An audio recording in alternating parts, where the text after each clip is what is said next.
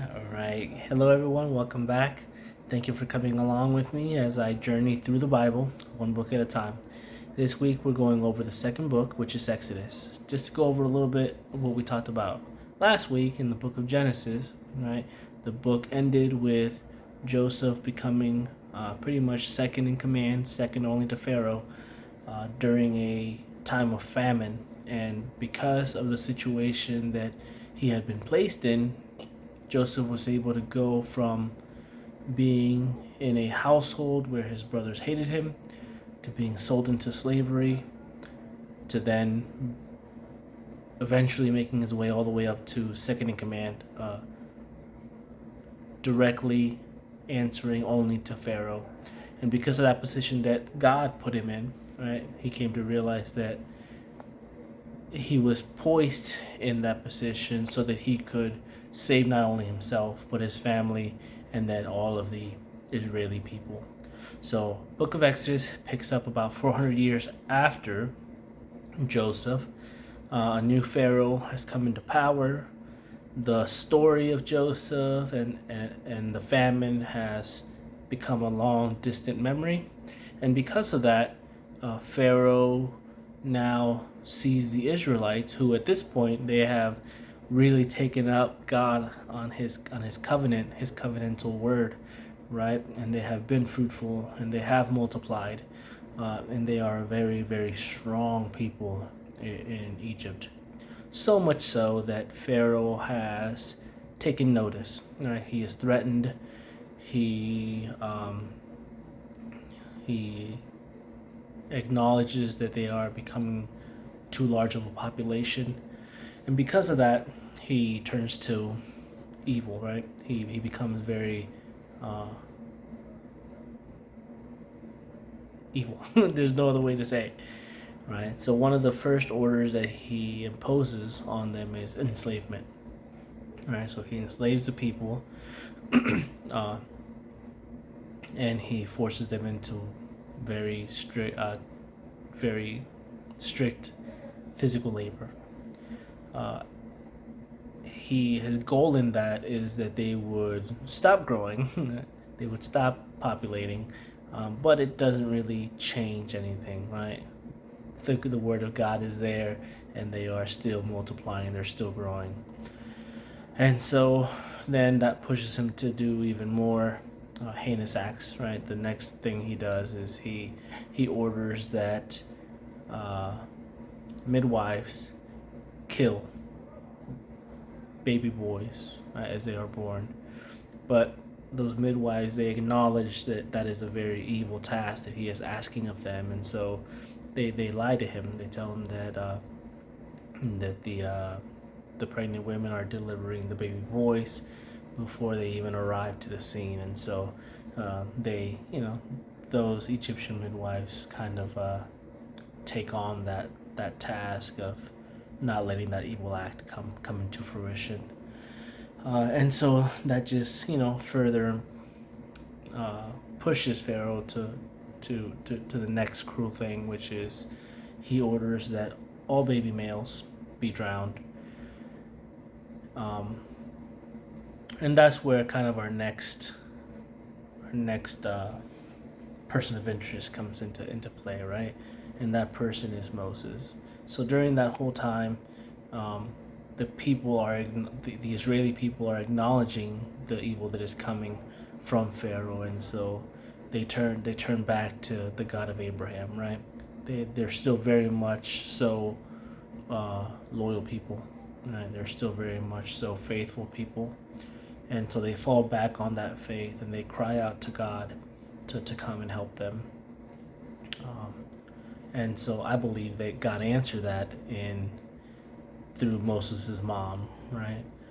She follows through on Pharaoh's order to put her baby into the river, except she does it safely, right? So she puts him in a small basket, and I'm sure we've all heard this story before, right? She put him in a basket and she sent him down the river.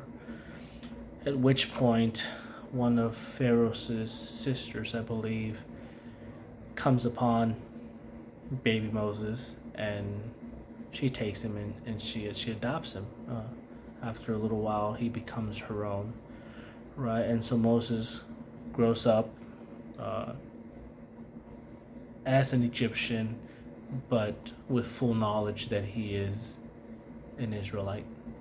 And as he gets older, you know, he is forced to run away from Egypt because he kills an armed guard that was beating an Israeli, and he is gone for a while. And during that exile, he is he encounters God, right? The God of Abraham, his God, and God comes to him in the form of a burning bush.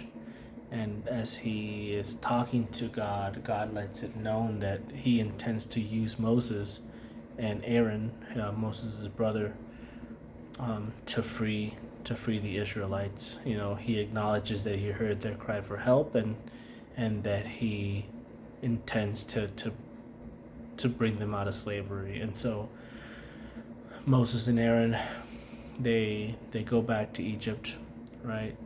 And well, Moses goes back to Egypt where he encounters his brother, and it's a very interesting relationship they have. Moses is very hesitant to answer the call of God because he lacks the confidence in his own abilities to be able to speak and fill that role that God needs him to fill. And so God acknowledging that, right, he tells him to use his brother Aaron as his voice, as his spear in a way to help bring this plan to fruition. And Moses, in his hesitancy, um, he agrees, right? And so he goes back to Egypt, and that's where the first part, the true first part of Exodus kind of happens. It is the whole story of Moses coming back to Egypt and trying to free the Israeli people, right? So God comes up to Pharaoh after he finds his brother and tells them what his plan is, right? He gets the buy-in from the Israelite elders, and they are all very excited in a way, right, to be free. And so Moses goes and he speaks to Pharaoh, and Pharaoh, what I knew this already, but you forget, right? And reading the story really kind of brought this back, right? Here we have Moses, who is he's been directed by God to do this, but looking at it from an outside perspective, you know, not knowing or not believing in God of Abraham, I can only imagine the type of insult that this would be to Pharaoh. You know, here is a common folk person, a common Israeli, coming up to me as an Egyptian Pharaoh, right? Who in my own circle, I'm looked upon as a god, as an Egyptian god, right? And here's a common person coming up to me and telling me that his God has instructed me to let these people go, you know? And it's not just let them go, it is let them go so that they can come and worship me, so that they can come and dine with me and pray to me. And so God already knew this was going to happen, but he was also allowing Pharaoh a chance to humble himself, right? If I'm playing the part of Pharaoh right now and I see myself as an Egyptian king, no, as an Egyptian god, sorry, right? To humble myself at the true God and answer that call to let his people go. And so it was a big ask for sure. And, you know, God knew that was going to happen. And so in that response, God had already told Moses that he was going to release plagues, that he was going to give Pharaoh a demonstration of his power, mighty power, and that he would convince Pharaoh to let the people go. And so God sends a total of 10 plagues, right?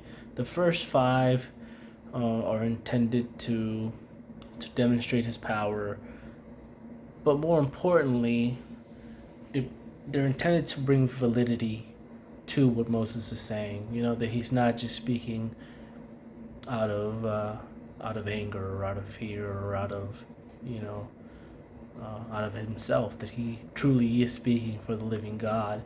And so the first 5 plagues are designed to give Pharaoh a chance, maybe an opportunity to really humble himself, given the facts that Moses is speaking the truth, right? And here is the evidence, the physical evidence that he is speaking the truth.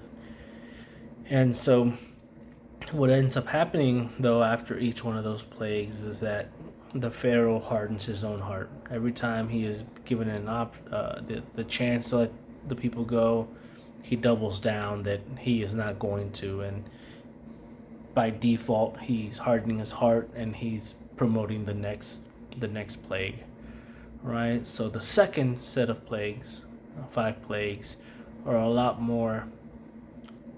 They're a lot more critical. They're a lot more catastrophic. And what ends up happening there is that the Pharaoh is no longer hardening his own heart, right? His heart is now being hardened by God. And so one of the difficult parts that I had with that reading, when I noticed that change in verbiage, was at some point the Pharaoh became too evil and had so much hatred in his heart that it no longer became an opportunity for him to be humbled. You know, we have the opportunity to be saved. He had the opportunity to humble himself and just let the people go.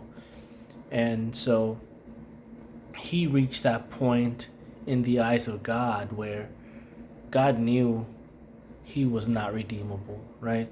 He was not going to budge. And so God now decided that he was going to use Pharaoh's hatred not just to drive the point home, right? Not just to showcase his power, but he's going to use his own hatred to do away with it, right? So he's going to use his own hatred to destroy that hateful individual. And so I spoke a little bit about this last week, where, you know, God will make a covenant with us, and it's us that ends up breaking that covenant, some aspect of that covenant. And regardless of how many times we break it, you know, God always upholds his end of that covenant. And this story forced me to see that at some point, should you break that covenant enough, God feels every time you break it, you know, and him still striving to make that covenant work, still him striving to achieve what he promised. He's doing that out of 100% pure love for us, right? For Pharaoh, it was to fulfill the covenant that he had placed upon Abraham initially, and now the covenant that he had established with Moses, that his people were going to be free, right? But even then, we were privy to how many chances God was willing to give Pharaoh, who in his own mind is equal to God, right? Ultimate blasphemy. And even him, he got, I mean, if we're honest here, he got 9 chances before it was decided, you know, this is my goal now. It's not just to free my own people, but it's to free everybody of your evil. And so enough about that, right? So the last The last plague that is set on them is the hardest one, right? It starts with a celebration. This is where we're introduced to the celebration of Passover, the ceremony of Passover, right? God instructs Moses, who then instructs the Israelites to host a party, and during that celebration, they are to sacrifice a lamb, a spotless lamb, young. Um, and then they are to take the blood of that lamb and use it to mark the door frame, right, of their homes.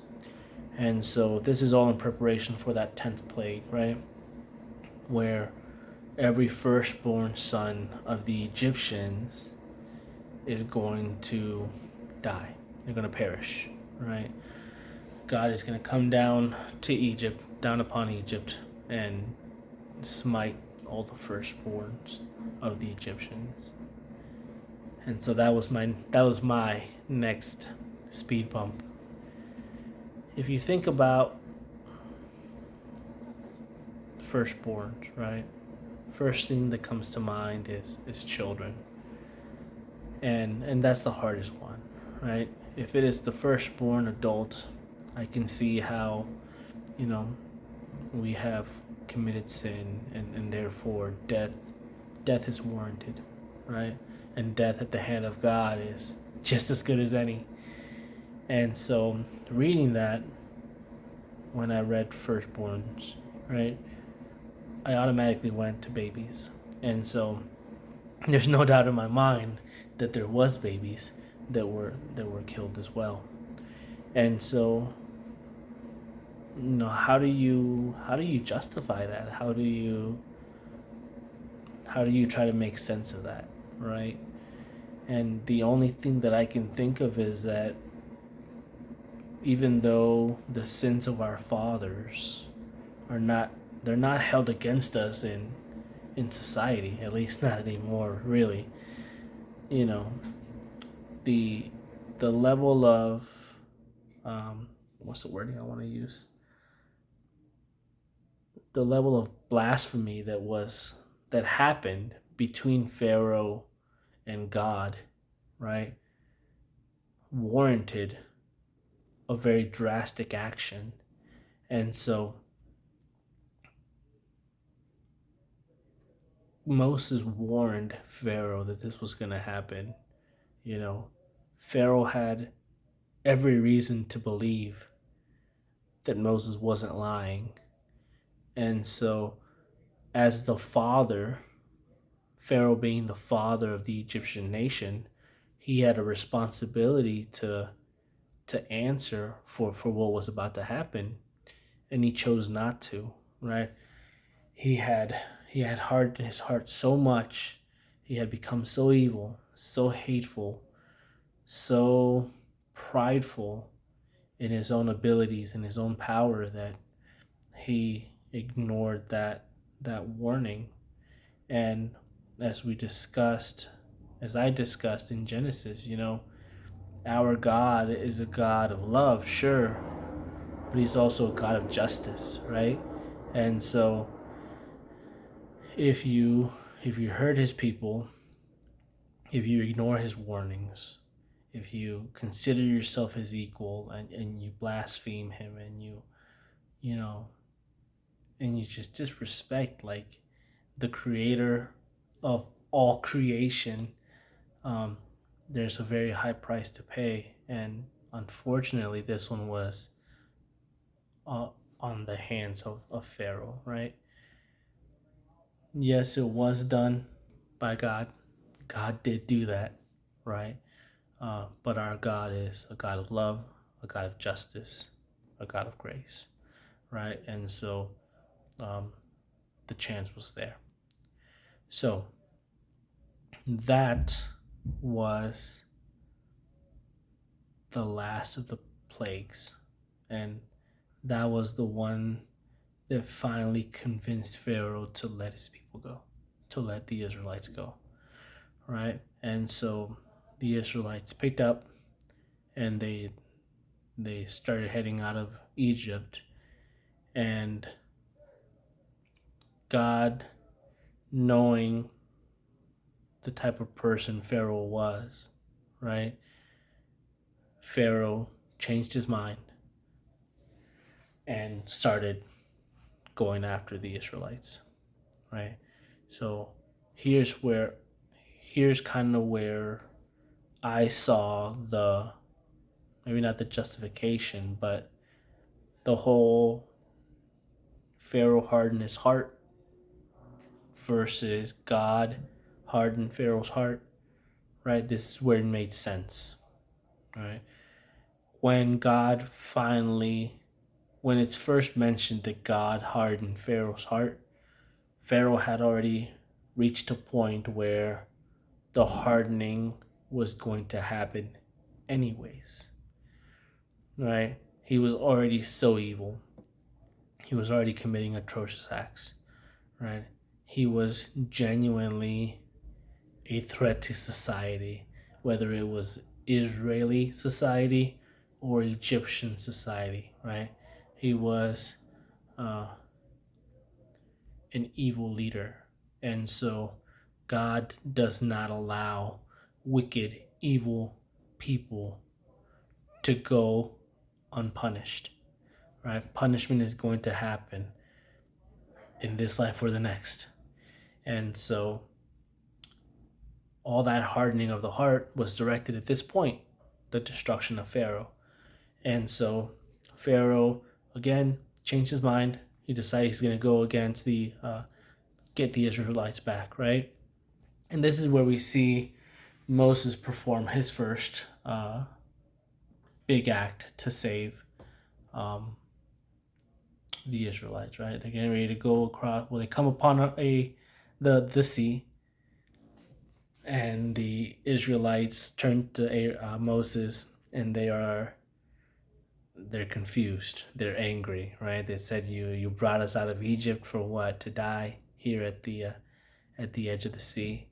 And so Moses prays, right? He asks God, and God tells him to lift up his staff, and he will create a path through the sea. And he does, right? Moses being very faithful. He does exactly what God says, and he creates a path. The sea parts for all of them to cross.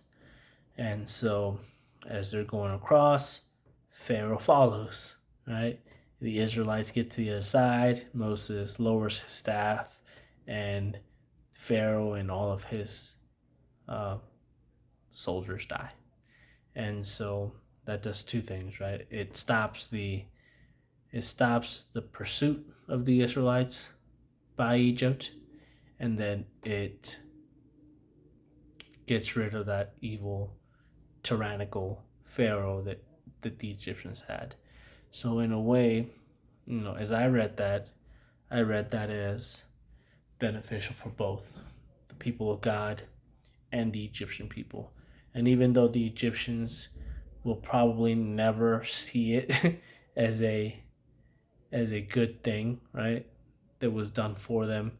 I think at the end of that whole thing, right? They were spared from a much worse punishment, right?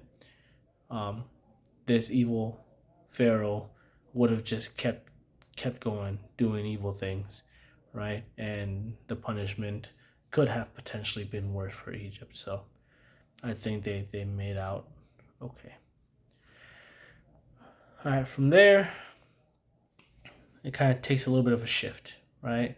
So now the Israelites are free from the pursuit of Egypt, but now they're kind of wandering the desert, right? Throughout this whole time, we see a lot of instances where the Israelites complain, they question Moses, they uh, they show disdain, right? They become unappreciative of their freedom. At one point, they even tell Moses that he should have just let them uh, stay as slaves, right?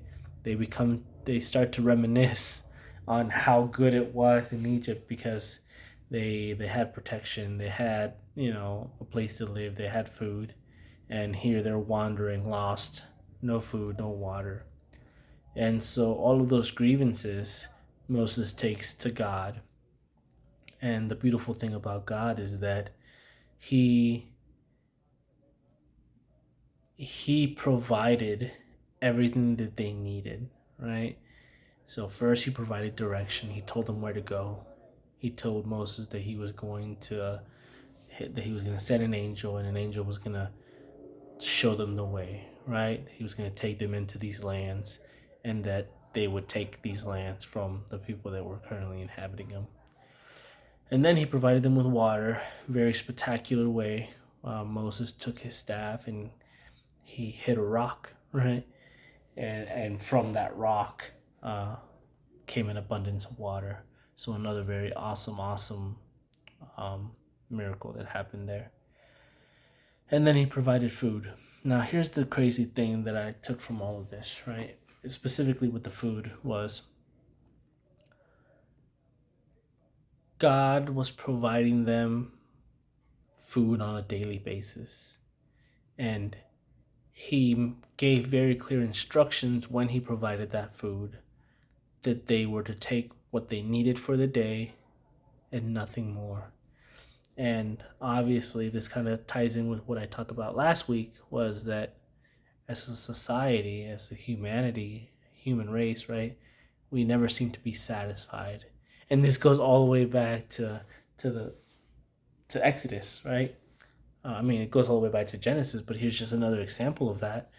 Uh, Even though God is very clear to Moses, and Moses is very clear to the Israelites, you know, take what you need for the day, enough for your whole family, and nothing more.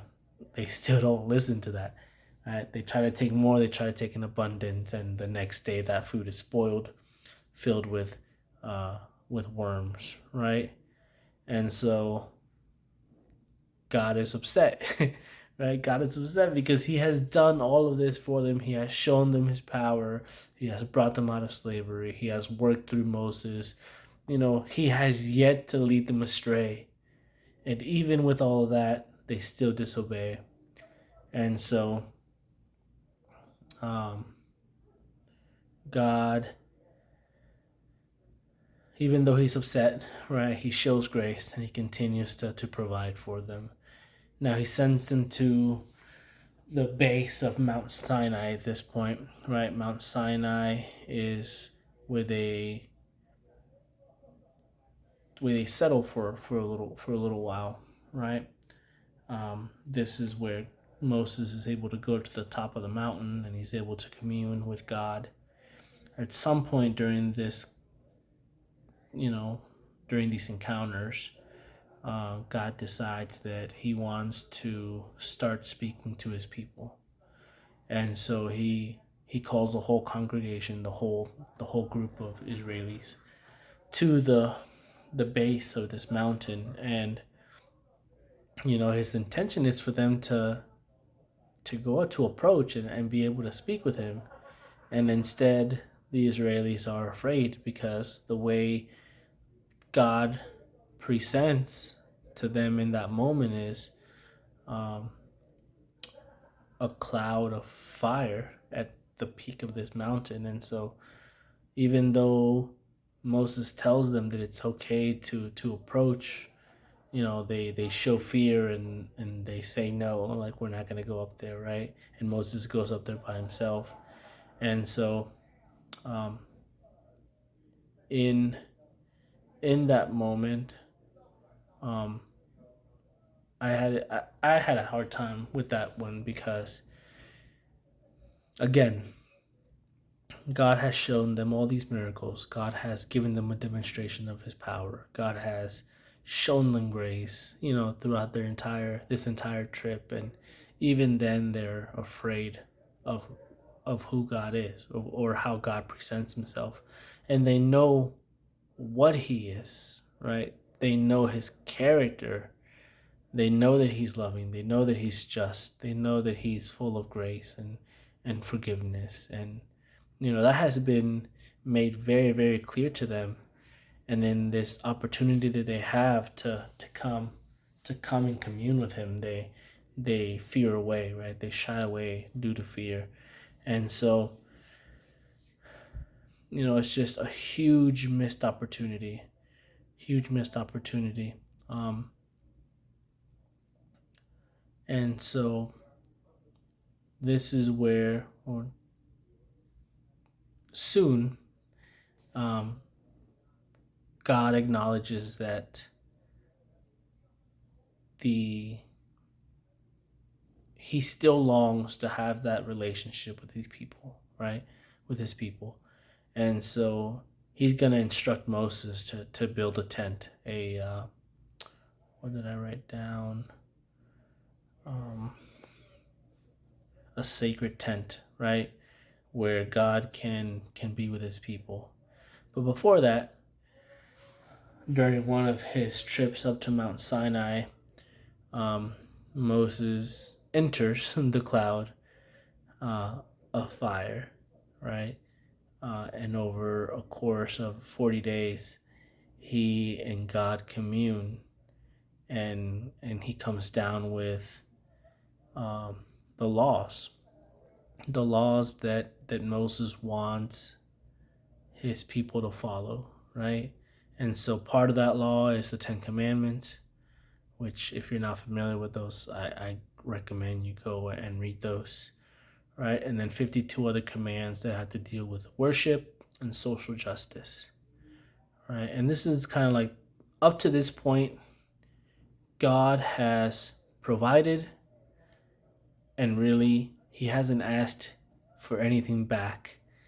Uh, Not really, right? He has asked for a relationship, sure, but in terms of like an actual requirement, he's never placed one up to this point, right? He has only given grace, he has only demonstrated love, he has only provided justice, with really nothing in return, right? But now he asks for something, right? He asks for adherence to these 10 commandments and these 52 other commands. And here's my understanding as to why, right? Why impose laws? Why impose commandments? Why impose rules? Right? Um, God has identified the Israeli people as his representatives to the earth, right? They are supposed to represent him to the other nations. And so in order to bear that title, God's people, you have to be drastically different than everybody else at the time, right?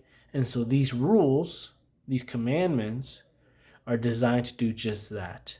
They're to identify you, but also separate you from everybody else. You're now different, right?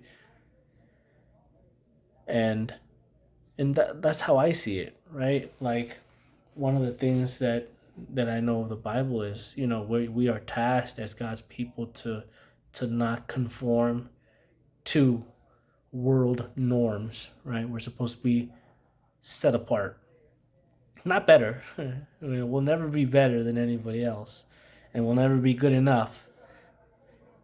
But we're not just supposed to go along with what everybody else is doing, right? We're supposed to stand apart, because our goal is different than everybody else's that doesn't believe in God, doesn't believe in Jesus Christ, right?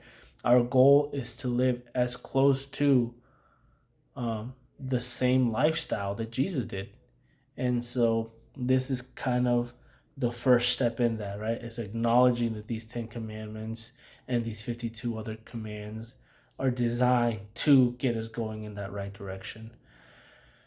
So God gives these instructions, right? And as him and Moses are doing this, right? Moses comes down the mountain, and at this point, the Israeli people, they're completely on board, right? They were on board back in Egypt when Moses first told them about the plan to set them free. They were on board when when God first presented himself to them in the form of the cloud of fire on Mount Sinai, right? They've always been on board with his covenant, but they've always been questioning, right? They've always questioned um, his power. They've always questioned his intention. They have uh, routinely questioned his abilities, his intent, right? Moses' abilities. And so throughout that whole time, God has been giving them he has been demonstrating a lot of grace, right? But now we have Moses coming down the mountain with the commandments, and uh, he sees that they are, they have built an idol at the base of Mount Sinai, and they're now praising this idol, right? Uh, a golden ox or something like that, right? Um, and I think they did that out of fear, right? They're kind of defaulting back to maybe some of the traditions that they witnessed in Egypt, and in this time of fear, they went to a false idol to get some sort of comfort when the comfort was right at the top of that mountain. And so they, again, right, that is a pretty big insult to the one creator. And so a big insult, right, requires a big punishment, right? Because again, God is a loving God, sure. God is a just God also, right? And so justice demands that there is some type of punishment. And initially that conversation happens that these Israelis are just as wicked as the Pharaoh is, right? Or at least they're heading in that same direction. And so God maybe confides not the right word, right? He lets Moses know that uh, it would probably be beneficial for him to just do away with those Israelis and start new with Moses, the same way he did with Abraham, and the same way he did with Adam and Eve, right? Just start anew. And Moses kind of Moses hears that, right? But he intercedes, and he intercedes in a way. First, right? He um, he reminds God about the covenant that he made with Abraham, that he was gonna make his descendants as numbered as the stars, right, and uh, as plenty as the grains of sand on the beach. And so he reminds him about that, right, and then he also um, appeals to God's nature, his character, right. This is the God that you are to the people, destroying your own people, right? What kind of message does that send? And so I'm sure Moses didn't convince God you know, out of what his plan was. God being omnipotent, right? Um, Outside of the confines that we know, time and space, he knew that was going to happen. He knows the situation he's in, and he knows what's going to happen next, right? But I think he he voiced this concern to Moses, and he allowed Moses to share his insight, um, as a way to maybe strengthen Moses' faith, right? Maybe to empower Moses to buy in to to the next part, right? To the next phase, to the future. And so instead of destroying his people, right? Um, he he appeals, right? He accepts Moses. He accepts Moses's intercession, except for the few that kind of initiated the whole "let's build an idol and worship it" thing, right? He did punish them. He did do away with those specific individuals, but as a whole, the Israeli people were spared.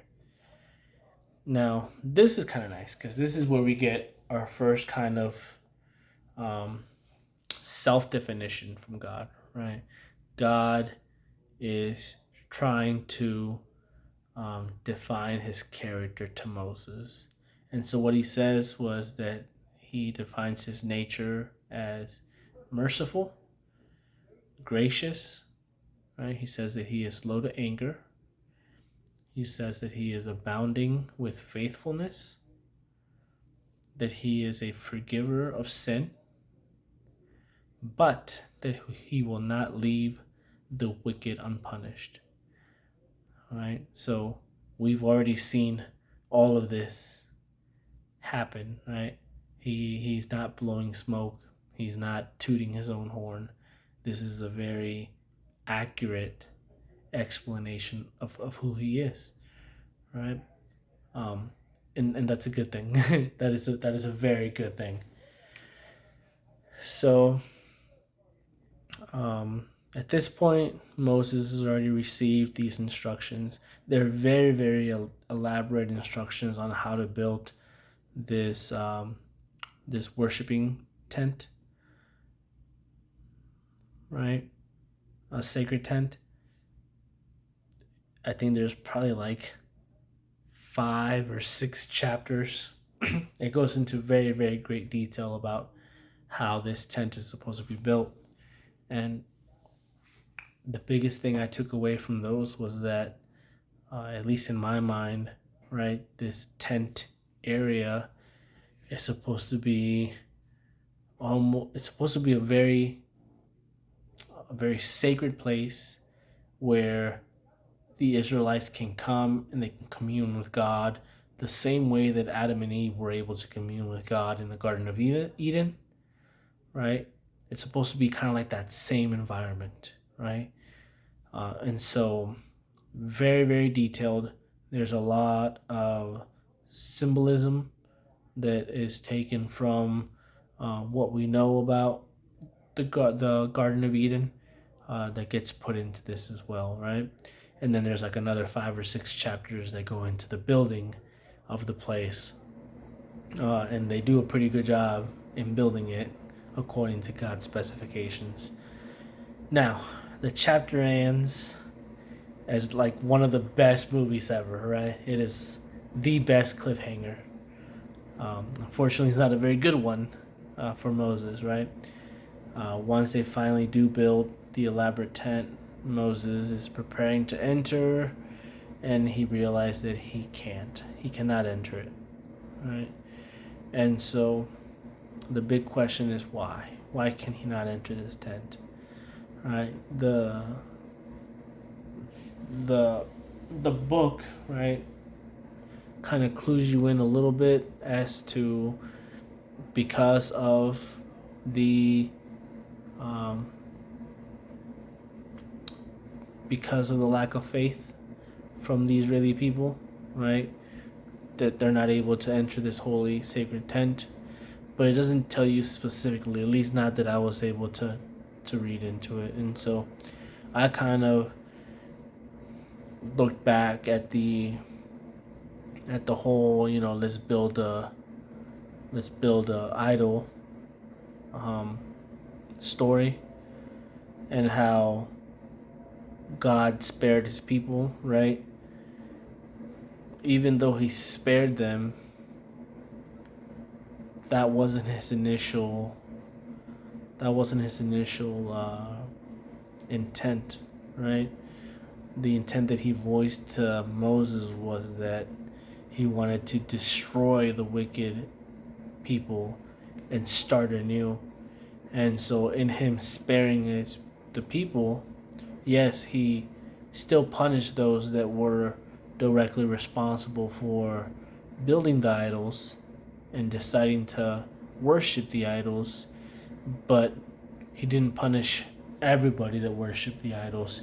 He didn't punish everybody that built the idols, just those that were responsible for getting that process started, right? And so the Israeli people, they're they have broken that covenant, right? They just received the requirements that God had asked of them, and just as quickly as they got it, they broke those requirements, right? They had already broken that covenant, and so they're now a lawless people, right? And we have a just God, and so for God to convene with them at that point, right, it is hypocrisy on the part of God. And so we can't have a God that is just and a God that's a hypocrite at the same time, you know. Um, that's just that's just not how it works. And so there is good news. I read that the book of Leviticus goes into explaining how God is going to make it right with his people, right? How he is going to bring his people back into that that faithful circle.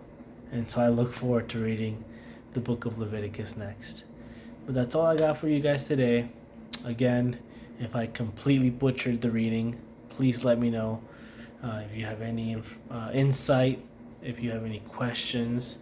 Again, I am by no means a scholar, but I want to know more about God, and I think the best way to know more about God is to really get familiar with his work. So hit me up, right? Thank you for your time. Until next week, maybe next week.